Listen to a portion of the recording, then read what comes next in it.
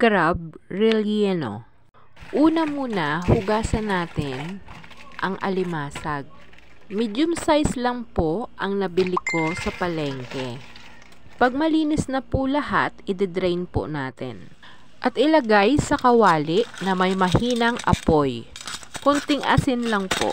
Pag naging kulay orange na po, baliktarin lang po natin. Mahinang apoy lang po.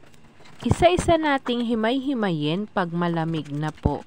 Tanggalin natin ang meat ng crabs sa pamagitan ng tinidor. May isang teknik pa po kung paano kuhanin ang meat ng crabs. Pisilin lang po natin ang other side ng crabs. Ang other side na takip o shell ng crab, iset aside po natin. Para po, yun ang gagamitin po natin sa paggawa ng rellenong crab.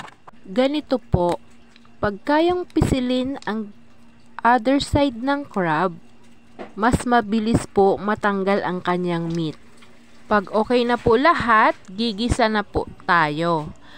Bawang at sibuyas, dahan-dahan lang po ang ating apoy. Gigisahin natin ang crab meat. Basta po mahina lang po ang apoy para hindi po ito masusunog. Ayan na po ang crab meat natin na hiniwalay sa crab shell. Ulitin ko po, ang crab shell wag natin itapon dahil po ay gagamitin po natin ito. Asin at paminta, kunti lang po. Cubes na patatas. Medyo maliit lang din po ang pagkahiwa. Carrots and bell pepper. Para lumambot ang ating patatas, 1 cup of water.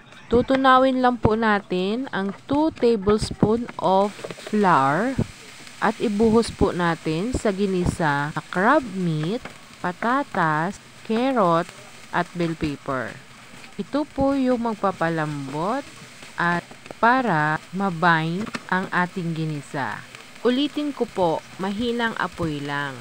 Takpan ng saglit at isunod po natin ang pasas. Optional lang po ang pickles. Pwede rin po kayo maglagay ng pineapple. Isa-isahin na natin ilagay sa shell. Sa pamagitan ng kutsara, mabilis lang po natin ito maibalik po sa shell. Medyo siksik at maumbok. Para po ma-enjoy natin ang sarap ng crab relleno. Set aside po muna natin. Mag-beat po tayo ng 2 eggs kung marami kayong gagawin. Ihanda po natin breadcrumbs at ang ating flour. Kaunti lang po ang aking nilagay kasi kaunti lang din po ang aking gagawin. Ayan na po. Simulan po natin sa egg. Pagkatapos po, sa flour po naman. Pagkatapos sa flour, sa breadcrumbs. Pwede po natin ulit i-dip sa egg. Next, sa flour at saka sa breadcrumbs. Parang dinoble lang po natin ang pagka-coat. Pwede lang din po single coating.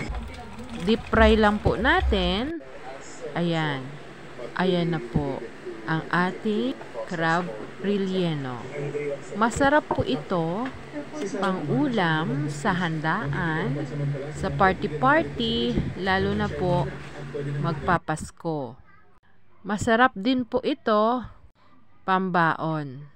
Please subscribe my YouTube for more recipes. Thank you for watching!